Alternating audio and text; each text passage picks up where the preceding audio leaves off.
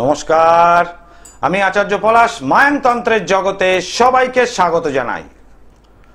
Globe টিভির পর্দায় সন্ধ্যা 5:55 phone in live অনুষ্ঠানে আপনাদের সামনে হাজির হয়েছি এবং লোকনাথ বাবা অর্থাৎ লোকনাথ ব্রহ্মচারী স্পেশাল পর্ব নিয়ে আজকের এই অনুষ্ঠান। সরাসরি সেই স্পেশাল পর্ব নাম্বার 39-এ আমি সরাসরি প্রবেশ করছি। বাবার একটা বিশেষ বাণী, সেটা আপনাদের শোনাবো ভক্তদের উদ্দেশ্যে।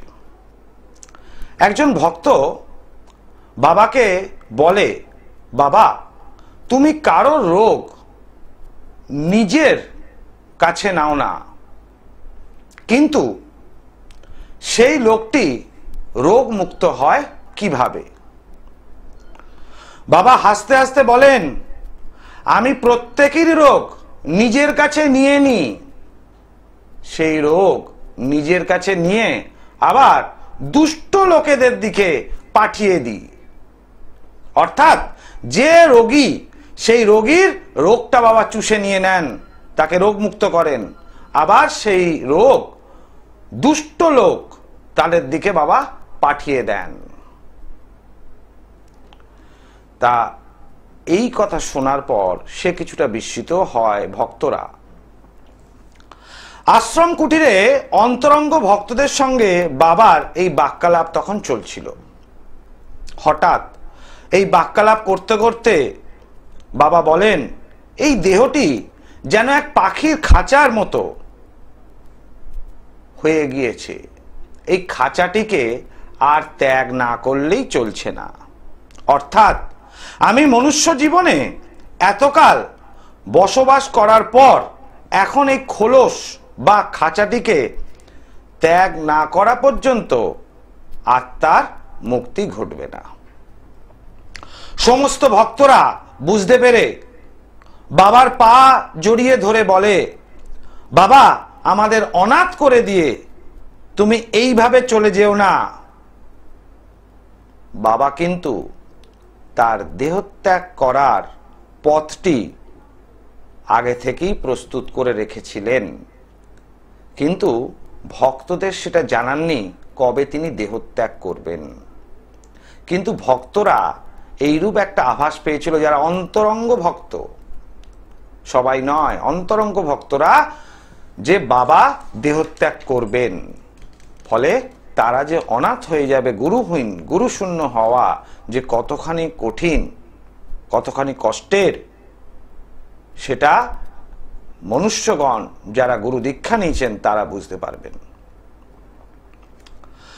বারদির একটি দুস্থ লোক যক্ষা রোগে ভুগে ভুগে মৃতকল্প হয়। এই এমতো অবস্থায় তার পরিবারের লোক এসে যখন বাবার পা জড়িয়ে ধরে বলে যে বাবা এই অবস্থায় এই রোগীটিকে আপনি সুস্থ করুন, লোকনাথ বাবা সেই লোকটির রোগটি নিজ দেহে উঠিয়ে নেন। অতঃপর ওই রোগী সম্পূর্ণ সুস্থ হয়ে যায় বটে, কিন্তু বাবাকে আর এই রোগ ত্যাগ করতে দেখা যায়নি। ধীরে ধীরে শেষের দিনটির দিকে তিনি এগিয়ে যান। বাবা লোকনাথ এরকমই তিনি চেয়েছিলেন যে তার এবার এই দেহত্যাগের সময় এসে, কারণ আত্মার কোনোদিন আত্মা বিলীন হয় না, দেহত্যাগ করার পর আত্মার মুক্তি ঘটে। লোকনাথ বাবা এমনই একজন ব্যক্তি ছিলেন, তার দেহ থেকে সে আত্মাকে আলাদা করতে পারতেন বটে, কারণ একই স্থানে তাকে দু জায়গায় দেখা যেত, মানে একই সময় দুই স্থানে তাকে দেখা যেত। ফলে তার দেহটিকে এক স্থানে রেখে তিনি আত্মাকে পাঠাতে পারতেন সেই স্থানে লোকেদের মঙ্গল করার জন্য। কিন্তু সবকিছুরই একটা শেষ থাকে, কারণ মানুষ কোনোদিন মৃত সঞ্জীবনী নিয়ে জন্মায়নি। প্রত্যেকটি মানুষ, সেই সাধক ব্রহ্মচারী মানুষ বহু বছর বাঁচেন। তো সেক্ষেত্রে এই প্রত্যেকটা মানুষকে দেহত্যাগ করতেই হবে একটা না একটা সময়। 1297 সালের 18ই জ্যৈষ্ঠ প্রভাতে বাবা আশ্রমস্থ ব্যক্তিদের ভোজন পর্ব তাড়াতাড়ি শেষ করার পরামর্শ দেন। বাবা সবাইকে জিজ্ঞেস করেন 4 রকমের সৎকারের ব্যবস্থা আছে, এর মধ্যে কোনটি শ্রেষ্ঠ? আশ্রমস্থ যে সমস্ত অন্তরঙ্গ ব্যক্তি ছিল, বাবার ভক্তরা ছিল, তাদেরকে এই প্রশ্নটা বাবা করেন এবং ভোজন পর্ব তাড়াতাড়ি শেষ করার জন্য নির্দেশ সমস্ত আশ্রমবাসীকে দেন। ভক্তগণ বলে আগুন দিলেই দেহ সত্তর লয়প্রাপ্ত হয়। বাবা বলেন তবে তোরা তার ব্যবস্থা কর, আজ মধ্যাহ্নকালে আমি দেহত্যাগ করব। এই কথা বলার পর বাবা লোকনাথ সঙ্গে সঙ্গেই ধ্যানস্বনে উপবিষ্ট হন, কারণ এইটা বলার সঙ্গে সঙ্গে বাবা জানতেন যে ভক্তরা তাকে জড়িয়ে ধরে আর এই দেহত্যাগ করতে দেবে না, যার জন্য এটা বলার পরই বাবা তৎক্ষণাৎ তার আসনে উপবিষ্ট হয়ে ধ্যানমগ্ন হলেন। কেউ আর বাবাকে এই কার্য করতে বাধা দিতে পারল না। খবরটি ছড়িয়ে পড়ল বারুদি আশ্রম তথা গ্রাম, আশেপাশের গ্রাম, বহু দূর দূরান্ত পর্যন্ত, এমনকি কলকাতা, ঢাকা, শিলিগুড়ি ইত্যাদি স্থানেও টেলিগ্রাম মারফত বাবার এই সন্দেশ অর্থাৎ এই খবরটি পৌঁছে গেল। সহস্র সহস্র ভক্ত আশ্রিত জনগণ অশ্রু নয়নে সেদিন তাদের প্রিয় গোসাইয়ের শেষ কৃত্য সম্পাদনের জন্য ছুটে আসে বহু দূর দূরান্ত থেকে। আশ্রমের দক্ষিণ দিকে ঘৃত ও চন্দন কাষ্ঠ সহযোগে মহাপুরুষের পবিত্র দেহটি ভূষীভূত করা হয়। 18 জ্যৈষ্ঠ 1297 সালের দিনটি চিতা অগ্নিতে মানুষের চোখের জলে শেষ হয় সেই মহাযোগী মহাপুরুষ লোকনাথ ব্রহ্মচারীর জীবন কাহিনী তথা তার জীবন ইতিহাস। 1138 থেকে 1297 সুদীর্ঘ 160 বছর বাবা লোকনাথ মানুষের কথা চিরদিন ভেবেছিলেন, তাই আজও আমরা তাকে স্মরণ করি। বাবার এই বাণী আমরা আজও স্মরণ করি। রণে বনে জলে জঙ্গলে বিপদে আপদে যেখানে পড়িবে আমাকে স্মরণ করিবে, আমি তোমাদের রক্ষা করিব। এত ভক্তদের অশ্রু জলের সেই দিনটি অশ্রুতেই নিমজ্জিত হয়। প্রচুর মানুষ সেদিন তার প্রিয় গোসাইয়ের দেহটি চোখের সামনে দেখে ভস্মীভূত হতে চন্দন কাষ্ঠ এবং ঘৃত দ্বারা। এই বাবা লোকনাথের বিশেষ পর্ব, আজকে তার এই অন্তিম পর্ব আমি সমাপ্ত করলাম। বাবা লোকনাথ তার জীবনে এবং জীবনকালে মানুষের মঙ্গলের কথাই চিন্তা করেছেন। একজন সাধক হতে গেলে যে কোনো মানুষকে কঠোর পরিশ্রমী তো হতেই হয়, তার সঙ্গে হতে হয় ভালো মনের মানুষ। কারণ মন যদি পবিত্র না করা যায় তাহলে সাধনা কোনোদিন আসবে না। এই যে একটা কথা যে বাবা রোগ মুক্তি ঘটাতেন কিভাবে, এই যে কোনো ব্যক্তির রোগকে চুষে নেওয়ার ফলে সেই ব্যক্তি রোগ মুক্ত হলো, বাবা আবার সেই রোগটা দুষ্ট লোকের কাছে পাঠিয়ে দিল।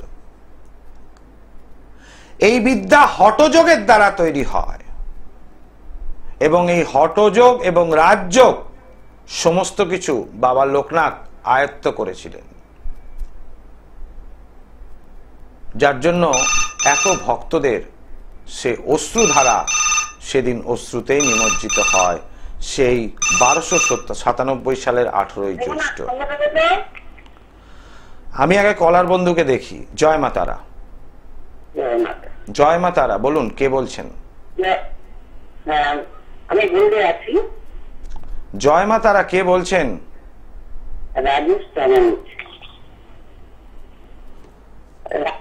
হ্যাঁ, আরেকবার দয়া করে ফোন করবেন। লাইনটা কোনো কারণে হোক একটু ডিসকানেক্ট হয়ে গেল, কথাটা ভালোভাবে শোনা যাচ্ছিল না। যারা ফোন করতে চাইছেন সরাসরি কথা বলার জন্য, তারা গ্লোব টিভির পর্দায় আমাকে সরাসরি ফোন করুন। দেখুন সরাসরি ফোন করতে দুটি নাম্বার যাচ্ছে, আর আমার দুটি বুকিং নাম্বার 9836955394 এবং 9836396305। আমার নিজস্ব বাসগৃহ উত্তর কলকাতার শ্যামবাজার, কলকাতা স্টেশন, আরজিকর হসপিটালের কাছে। এছাড়াও আমাকে যে চেম্বারগুলিতে পাবেন গড়িয়াহাট এবং হাওড়া ময়দান, আর অমাবস্যায় থাকি তারাপীঠে। এই যে মায়াংতন্ত্রে সব তন্ত্র বারবার, মায়াংতন্ত্র একবার করতে ধারণ ছাড়া প্রতিকার আচার্য পলাশের মেটাল ট্যাবলেটে জুড়ি মেলা ভার। অবশ্যই কোনো মানুষকে সমস্যা মুক্ত করতে হবে, কিন্তু তাকে কিছু পড়ানো যাবে না। তাহলে কি করতে হয়?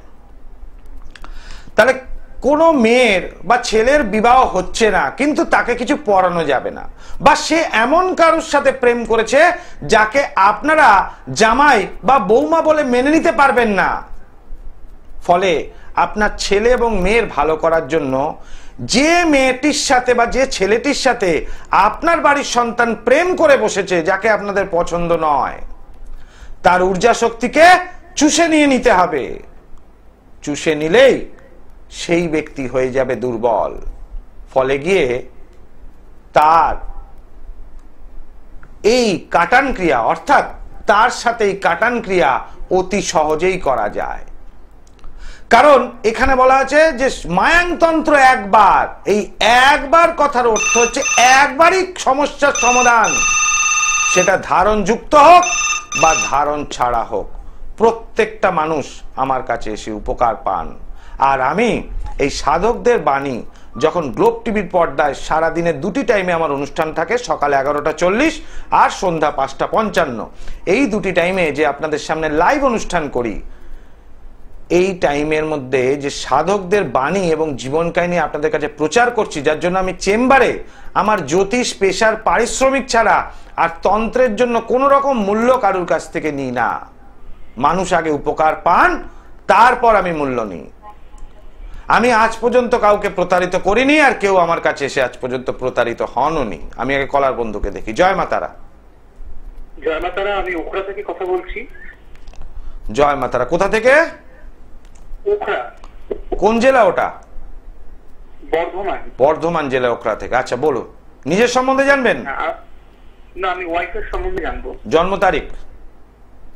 হ্যাঁ, 4th November 76। টাইমটা? টাইম হচ্ছে দুপুর 2:37। জন্মস্থান?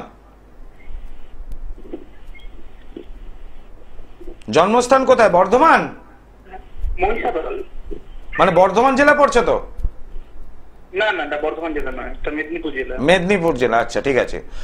4th November 1976 দুপুর 2:37, জন্মস্থান মেদিনীপুর। কি নাম স্ত্রীর? হ্যাঁ। বউয়ের নাম কি? শুক্লা দে। আপনার নাম কি? সুদীপ দে। আচ্ছা, বউ কি দুরারোগ্য ব্যাধিতে যুক্ত এখন? একদম একদম একদম। আচ্ছা, আপনি বর্ধমান থেকে বলছেন, বর্ধমান জেলা থেকে। আপনি আমাকে শুধু বউয়ের নাম বললেন, আপনার নাম জানলাম, বউর ডেট অফ বার্থ জানলাম, আর কিন্তু কোনো প্রশ্ন জিজ্ঞেস করিনি। আমি শুধু একটাই জিনিস জিজ্ঞেস করলাম, বউ কি দুরারোগ্য ব্যাধিতে গ্রস্ত? আপনি বললেন একদম। এটা কি করে আপনার মনে হয় সম্ভব? জ্যোতিষী কি পারে এতখানি পুঙ্খানুপুঙ্খ বিচার করতে? সাধনা না থাকলে আগে সেটা বলুন আমাকে। শাস্ত্রীজি, আমি আপনার প্রোগ্রামও দেখি, মানে আপনি চমৎকার ভাবে মিরাকুলাসলি ভাবে সবার এতটাই ভাবে মানে মিলিয়ে দেন, মানে সত্যি অবিশ্বাস্য। মানে আমার জ্যোতিষের বেশিরভাগ বিশ্বাসও ছিল না। আপনার প্রোগ্রামটা দেখার পরই মানে হতবাক হয়ে গেছি। তারপর থেকে আমি বিগত 3 মাস ধরে চেষ্টা করছি, আজকে পেলাম লাইনটা। আজকে লাইনটা পেলেন, যাকে এটা বুঝতে পারছেন তো? তারপরে সাধনার একটা সুফল প্রত্যেকটা মানুষ পায়, ঠিক তো? একদম একদম। আচ্ছা, এইবার আসি আপনার স্ত্রীর ব্যাপারে। বৃহস্পতিবার জন্মবার আমি যেটা দেখতে পাচ্ছি, তাই কি? হ্যাঁ হ্যাঁ। এখানে হচ্ছে মীন রাশি, মীন লগ্ন, দেখতে তো সুন্দরী আপনার স্ত্রী। রেবতী নক্ষত্রে জন্ম, দ্বিতীয় ভাবে কেতু অবস্থান করছে, অষ্টম ভাবটা পীড়িত, রবি মঙ্গল বুধ রাহু একত্রিত ভাবে অবস্থান করছে এবং ভাগ্যস্থানে শুক্র সেখানে ডিস্টারবেন্স অবস্থায়, শনি পঞ্চমে অবস্থান করছে। ঠিক আছে, এখন আপনি বলুন, কারণ টিভির টাইম তো খুব সংক্ষিপ্ত থাকে, আপনি সরাসরি আমাকে প্রশ্ন করুন যে আপনার স্ত্রীর শরীর খারাপ, সেটা ঠিক আছে, এবার আপনি প্রশ্নটা করুন আমাকে যে কি জানতে চান আমার কাছ থেকে স্পেসিফিক্যালি। উনি 26 বছর ধরে মানে মানসিক সমস্যায় জর্জরিত, আর এখনো মানে শারীরিক বিভিন্ন রকম থাইরয়েড, লিভার প্রবলেম আছে। মানে আমি শরীর নিয়ে জানতে চাইছি, মানে ভবিষ্যতে কি কোনো রকম দুরারোগ্য ব্যাধি হওয়ার সম্ভাবনা আছে? মানে কিভাবে সেটা হবে একটু যদি বলে দেন, কি উপায় হবে? আচ্ছা, এইবার আমি বলি, আপনার স্ত্রীর বর্তমানে এখন যে দশা চলছে সেই দশা অনুযায়ী যদি বিচার করা যায়, সেই বিচার্য দশায় বর্তমান এখন কারেন্ট সিচুয়েশন অনুযায়ী শরীর অনেকখানি স্টেবল। কি আগের থেকে একটু স্টেবল? না না না, একদম স্টেবল নয়, কারণ আপনার মতে, তাই তো? আমি এটুকু বলতে পারি, এটা 2025 সাল চলছে, 2025 এবং 2026 অবধি আপনার স্ত্রী কিন্তু এইভাবেই থাকবেন। একদম পরিষ্কার লিখে নিন। সন্তানাদি হয়েছে? 2027 সাল থেকে আর কিছু বলা যাবে না।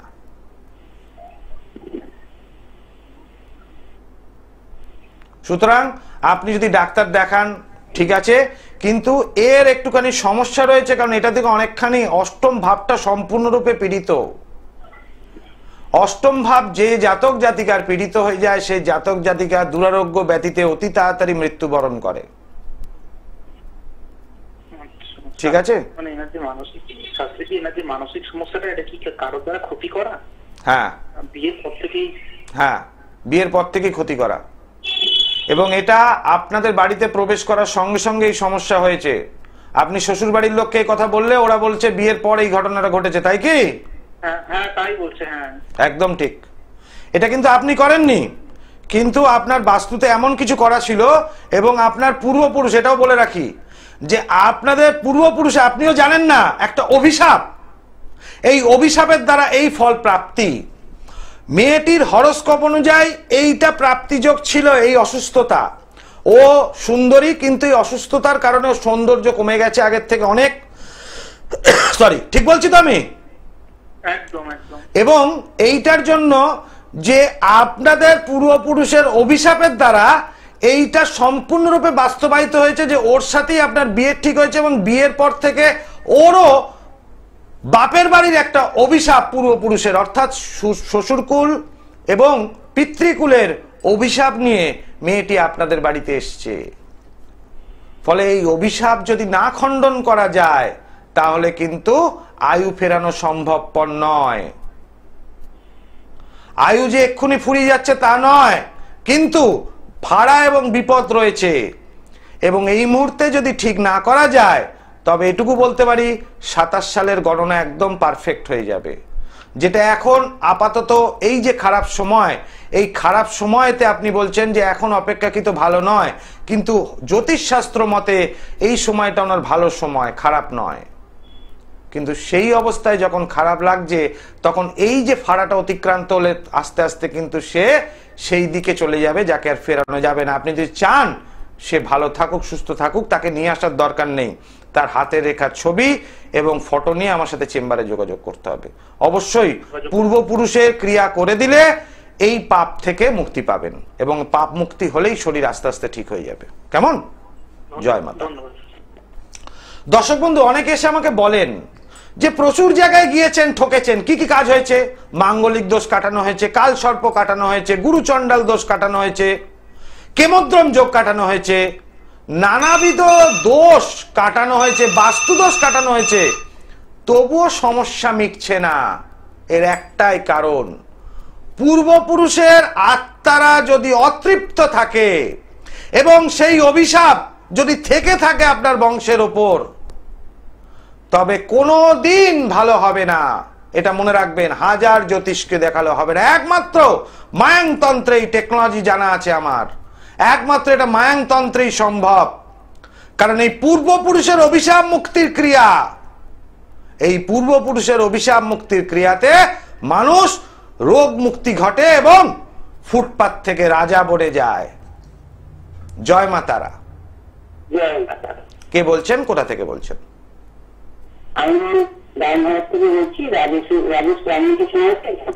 ডায়মন্ড হারবার থেকে বলছেন। একটু আগে আপনি আমাকে ফোন করলেন, লাইনটা কেটে গেল না?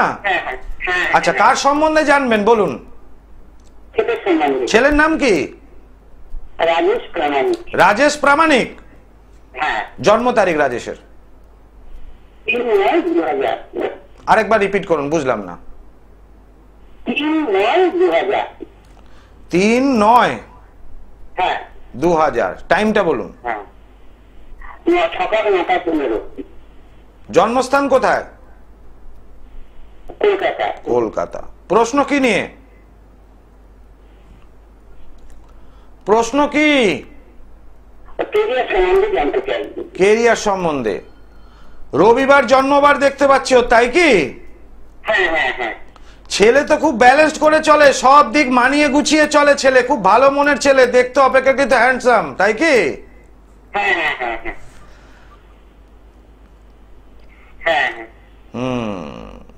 আচ্ছা মা, আমি একটা জিজ্ঞেস করছি, ছেলে কোনোদিন সরকারি চাকরির পরীক্ষা দিয়েছিল? চাকরি পেয়েছে? আচ্ছা, শুধু জেনে গেলে হবে? আপনি তো এই প্রশ্ন আমাকে করেননি, আপনি শুধু কেরিয়ার জানতে চেয়েছেন। আমি একদম সরাসরি সরকারি চাকরিতে এলাম, তাই তো? আর এটাই আপনার মনে ইচ্ছে ছিল যে সরকারি চাকরি পাবে কিনা?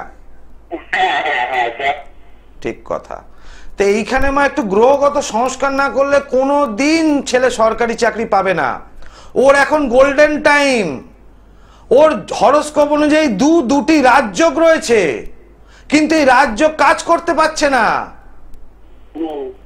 কারণ কেন রাজযোগ কাজ হচ্ছে না? তার কারণ হচ্ছে এখানে রাজযোগ থাকার সঙ্গে সঙ্গেও ওর মাথা খুব ঠান্ডা, কিন্তু যখন রেগে যায় খুব রেগে যায়, তাই না? তো এক্ষেত্রে মা ছেলের চঞ্চলতাও প্রচুর পরিমাণে আছে, ও কিন্তু কনসেন্ট্রেট করতে পারে না, ফ্যাকাল্টি মাইন্ডে এখন একটা চিন্তা করে, পরে আবার চিন্তাটা চেঞ্জ করে ফেলে, তাই না? তাহলে এত কিছু বলে দিচ্ছি কি করে? তাহলে মা ছেলের সরকারি চাকরি যদি চান, ঠিক আছে, তাহলে তো মা একটু যোগাযোগ করতে হবে, কারণ ওর এখন গোল্ডেন টাইম এবং তার সঙ্গে সঙ্গে দুটো ভালো যোগ, কিন্তু কিছু প্রতিকার আছে। সেই গ্রহগত সংস্কারে কিছু গ্রহ ডিস্টার্ব করছে, সেই গ্রহগুলো দোষ না কাটালে প্রধান সমস্যা করছে শনি গ্রহ। সেই যদি দোষ না কাটানো যায় না, ছেলে কিন্তু চাকরিটা পাবে না মা। এর জন্য তো যোগাযোগ করতে হবে, বাড়ি বসে থেকে ফোনে জানলে তো হবে না, আসতে হবে মায়ের জন্য। কেমন? বুকিং নাম্বার দুটো লিখে নিন, দেখুন নিচে দুটো বুকিং নাম্বার আছে, ওখানে ফোন করে চলে আসবেন। জয় মা তারা। দুটি বুকিং নাম্বার 9836955394 এবং 9836396305।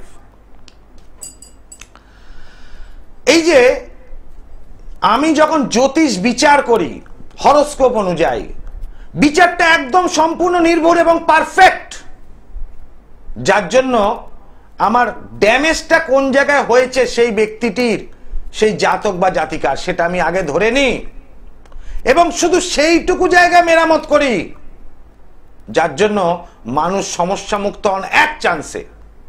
এটা প্রত্যেকেই জানেন, আমার কাছে এক চান্সে যে সবাই সমস্যা মুক্ত হয়েছেন। এবং অনেকে ধারণ ছাড়া প্রতিকারের জন্য কিছু না কিছু দিয়ে দেয়, আমি কিন্তু ধারণ ছাড়া প্রতিকার, এই যে দেখতে পাচ্ছেন স্ক্রলে অনেক সময় চলে এই টিভির ব্যাকগ্রাউন্ডে, যে ধারণ ছাড়া প্রতিকারের জন্য তারাপীঠ মহাশ্মশানে বা আমার গৃহ মন্দিরে যে যজ্ঞ করি, সেই যজ্ঞতে ধারণ ছাড়া প্রতিকার হয়। কারণ এক হচ্ছে আমার জ্যোতিষ বিচার, আর দুই হচ্ছে মায়াংতন্ত্রের গুণাগুণ। অবশ্যই 100% প্রত্যেকটা ব্যক্তি সমস্যা মুক্ত হন, যার জন্য একজন সাধক হিসাবে সাধকদের বাণী যখন আপনাদের প্রচার করছি গ্লোব টিভির পর্দায় সকাল 11:40 এবং 5:55, প্রত্যেকে জানেন, যারা চেম্বারে এসছেন তারা প্রত্যেকেই জানেন আমি পারিশ্রমিক ছাড়া আর কিছু নিই না। কাউকে আমি খালি হাতে আজ পর্যন্ত ফেরাইনি, প্রত্যেককে কিছু না কিছু দিয়েছি এবং প্রত্যেকেই উপকার পেয়েছেন আমার কাছে এসে। আমার কাছে আসলে কোনো রকম টিপস টোটকা করতে হয় না, মানুষ এক চান্সে সমস্যা মুক্ত হন।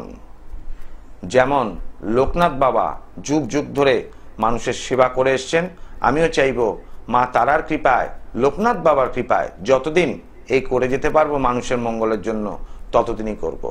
আজকের মতো এখানে বিদায় নিচ্ছি, আসবো আগামী দিন নতুন কোনো সাধকের এপিসোড নিয়ে আপনাদের সামনে। ओम सर्वमंगल मंगल्ये शिवे सर्वार्थ साधिके शरण्ये त्र्यंबके गौरी नारायणी नमस्तुते।